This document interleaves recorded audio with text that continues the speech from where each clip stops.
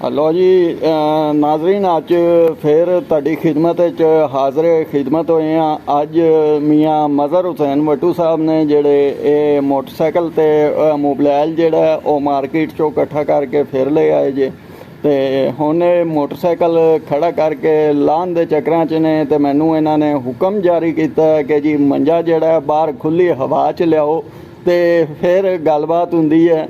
तो ये वापसी वाली साइड ते दोबारा मेरे ख्याल स्टार्ट होए खड़े नहीं तो मैं इन्हां दे मगर जा रहा। मेरे ख्याल ये बंदा जेड़ा है मैनू परेशान करू। सलाम हो गया साईं मुर्शद जनाब, की हाल चाल ने भजन, की हाल चाल ने सर?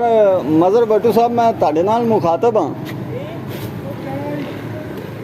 कुछ अपने नाजरीन नू जनाब कोई खिदमत नाजरीन दे कोई अपने अशार वगैरह कोई इलाकाई सूरत हाल कोई दरियाई रिपोर्ट जेड़ी है वो पेश करो साईं। हाँ हाँ हाँ हाँ सर कुर्सी हाँ जी कुर्सी कितने लैके चले जे? इत्थे रख दे जे। तबीयत सेहत दी सुनाओ। तबीयत सेहत तबीयत ठीक है? रोजी रोजी लभी गई?